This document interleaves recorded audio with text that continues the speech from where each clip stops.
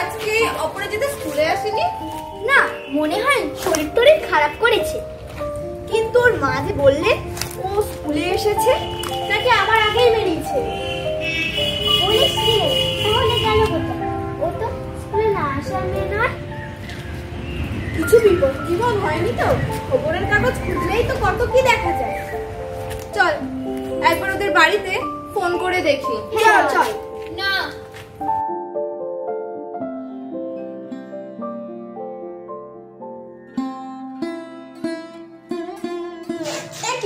তুই এখানে ক্লাসে যাসনি কেন? তোর কি শরীর খারাপ? না। তোকে কিরকম লাগছে যেন খুব কেঁদেছিস বলে মনে হচ্ছে। তোর কি হয়েছে রে? চুল বাঁধিসনি? ঠাকুমার সাথে ঝগড়া হয়েছে বুঝি? চুল বেঁধে দেয়নি? ঠাকুমার চুল বেঁধে আমাকে সাজিয়ে দেবে না রে? কেন, কি হলো? ঠাকুমা কি মারা গেছে? আমার ঠাকুমার একরকম মৃত্যুই বটে। কি হয়েছে স্পষ্ট করে বল। তোদের বাড়িতে তো সেরকম কিছু মনে হলো না। তোর ঠাকুমাকে তো কালকেই দেখলাম। কি হয়েছে পরিষ্কার করে বল না বাবা। বাবা মা ঠাকুমাকে বৃদ্ধাশ্রমে রেখে এসেছে। সে কি? ঠাকুমার সে কি কান্না! বাবা মার চোখে এক ফোঁটা জলও এলো না।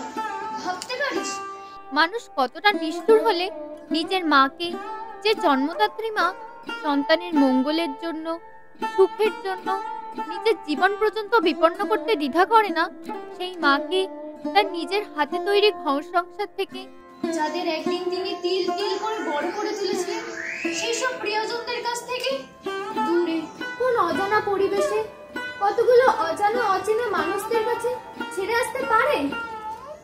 আমি তো আমার ঠাকুমার কাছে থাকতেই পারি না। ঠাকুমার গলা জড়িয়ে না আসলে আমার ঘুমই আসে না।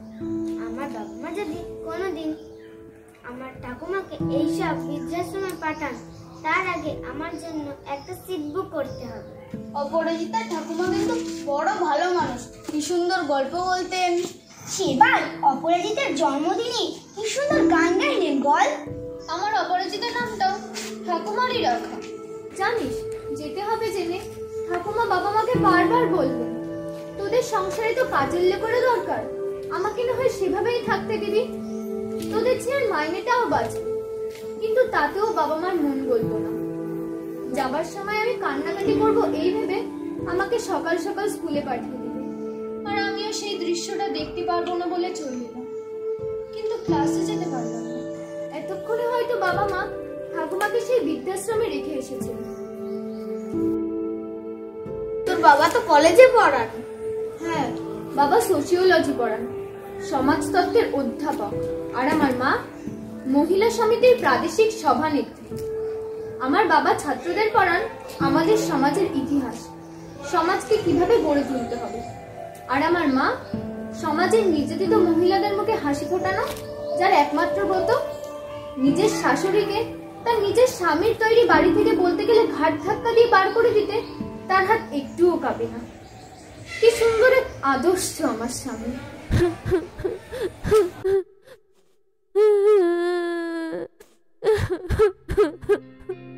কাঁদিস না অপু, আমরা সমাজের অনেক অন্যায় দেখি, কিন্তু আমাদের কিছু করার নেই। প্রতিবাদ করতে গেলে সবাই বলবে ডেপো মেয়ে। চোখের সামনে এত বড় অন্যায় দেখি চুপ করে থাকাটাও তো অন্যায়। অন্যায় যে করে আর অন্যায় যে সহে, তব ঘৃণা যেন তারে তৃণ সম দহে। কিন্তু এই অন্যায় সহ্য করা ছাড়া আমাদের আর কি করার আছে? আমাদের করার আছে, আমরা প্রতিবাদ করব, কিন্তু কিভাবে? অপু, আমাদের স্কুলের কাছাকাছি না আমাদের একটা বাড়ি আছে। ভাড়াটেরা উঠে যাওয়ার পর আর কোনো নতুন ভাড়াটে বসানো হয়নি। বাড়িটা ছোট হলেও ভালো, আর ঠাকুমা যদি আপত্তি না থাকে ঠাকুমা ওখানেই থাকতে পারে। আমার বাবা মাকে বললে তারা আনন্দের সঙ্গে রাজি হয়ে যাবে। আমরা রোজ গিয়ে ঠাকুমার সাথে দেখা করতে পারবো, গল্প শুনতে পারবো। ঠাকুমাকে বললে হয়তো রাজি হবেন, কিন্তু ঠাকুমা এত খরচ সামলাবেন কি করে? আমার বাবাকে বললে সেই বাড়ি ভাড়াটাও নেবে না। কিন্তু অন্য খরচ? আমি রোজ রিকশায় করে স্কুলে আসি। এবার থেকে এটুকু কথা হয়, হেঁটেই আসবো। 300 টাকা বাড়বে। টাকাটা ঠাকুমাকে দেবে। এবার থেকে বাংলাটা নিজেই পড়বে। বাংলা টিচারের টাকাটা বাঁচবে, সেটা ঠাকুমাকে দেবো। টিফিনের পয়সা বাঁচিয়ে আমি 200 টাকা দিতে পারবো। আমার কাছে 5000 টাকা আছে, টাকাটা ঠাকুমাকে দিতে পারো। তোরা তো জানিস আমার বাবা একজন ডাক্তার, ঠাকুমার চিকিৎসার ভার না হয় বাবাই নেবে।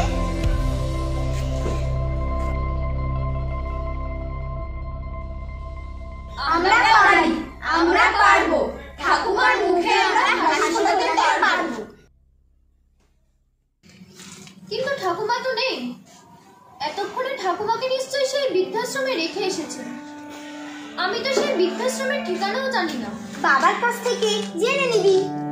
বাবা মা নিশ্চয়ই আমাকে ঠাকুমা কোথায় আছেন বলবেন না, কারণ বাবা মা চান না যে ঠাকুমার সঙ্গে আমার কোনো যোগাযোগ থাক। ঠাকুমা চান আমাকে ভারতীয় আদর্শে গড়ে তুলতে। বাবা মার, বিশেষ করে মার স্কেলে খুব আপত্তি। ইংরেজি কমিক্স পড়ে ক্ষতি নেই, কিন্তু ঠাকুমা যদি আমাকে রামায়ণ, মহাভারত কিংবা পুরাণের গল্প শোনান, বাবা মার তাতে প্রবল আপত্তি। ওসব শুনলে নাকি মেয়েরা সেকেলে হয়েছে। বাবা মা আমাকে কিছুতেই জানাবেন না যে ঠাকুমা কোথায় আছে। চিন্তার কোনো কারণ নেই। আমার সেজু মামা প্রাইভেট ডিটেকটিভ। মামাকে বললেই মামা একদিনের মধ্যে ঠিক ঠাকুমার খোঁজ এনে দেবে।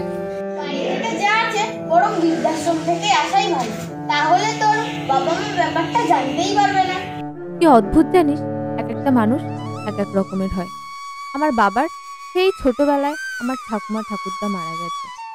বাবা এখনো রোজ ঠাকুমা ঠাকুরদার ফটোতে মালা দেয়। আমরাও যখন কোথাও বেরাই তার আগে ঠাকুমা ঠাকুরদারকে প্রণাম করে বেরোই। ঠাকুমা নেই বলে আমার যে কি দুঃখ। অপু, তোর ঠাকুমাকে আমায় দে না রে, আমরা মাথায় করে রাখবো। আমি আগে বলেছি, তাই ঠাকুমা আমাদের বাড়িতে থাকবে। থাম তোরা, নিজেদের মধ্যে ঝগড়া করছে। আরে বাবা, ঠাকুমা তো আমাদের সবার, কাজেই ভাগাভাগি করে থাকবো। তার আগে ঠাকুমাকে আনার ব্যবস্থা করা হোক। চল আমরা সবাই ছুটি নিয়ে বাড়ি যাই। অপরাজিতা বাড়ি গিয়ে জানুক ঠাকুমা বাড়িতে আছেন কিনা। যদি না থাকে তাহলে তাকে কোথায় পাঠানো হয়েছে। যদি জানতে পারে ভালো, তাহলে আমরা তাকে সেখান থেকেই নিয়ে আসবো। ভুলে যাসনি আমরা এখনো নাবালিকা। আমাদের কথা আশ্রম কর্তৃপক্ষ ঠাকুমাকে ছাড়বেই না। আমার বাবাকে বললে বাবা নিশ্চয়ই ঠাকুমাকে আনতে যাবে, কিন্তু সেটা যদি অপরাজিতা জানতে পারে ঠাকুমা কোথায় আছে তারপর। কিন্তু যদি না জানতে পারে, তাহলে প্রকৃতির সেই গোয়েন্দা মামাই ভরসা। তাহলে চল সবাই মিলে বাড়ি যাই, বাবা মাকে গিয়ে কথাটা বলি। কিন্তু ছুটি নিবি কি বলে? বলবো আমাদের সবার কোথাও নেমন্তন্ন আছে। কেন মিথ্যে কথা বলার কি দরকার, বরং সত্যি কথাই বলবো। সত্যি কথা বললে হয়তো বড়দি কিছু সাহায্য করতে পারবে। ঠিক বলেছিস। চল সবাই একসঙ্গে বড়দির কাছে যাই।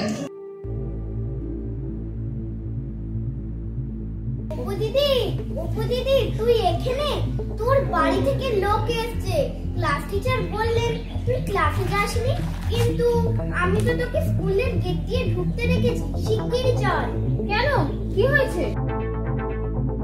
চল না, এই শুনবি। তুই বল সোহেলে। আমি বলতে পারবো না। তুই বল।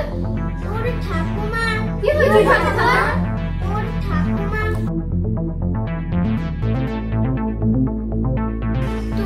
ঠাকুমা ছাদ থেকে ঝাঁপ দিয়ে আত্মহত্যা করেছে। না না না না, ঠাকুমা আত্মহত্যা করেনি। ঠাকুমা আত্মহত্যা করতে পারে না। ঠাকুমা সবাইকে নিয়ে সবার মাঝখানে বাঁচতে চেয়েছিল। ঠাকুমাকে ওরা হত্যা করেছে। ওরা খুনি, ওরা খুনি। তোমরা ওদের বিচার করো, শাস্তি দাও। তোমাদের এই ঠুনকো সভ্যতার কবল থেকে ওইসব অসহায় বৃদ্ধ বৃদ্ধাদের বাঁচতে দাও, বাঁচতে দাও।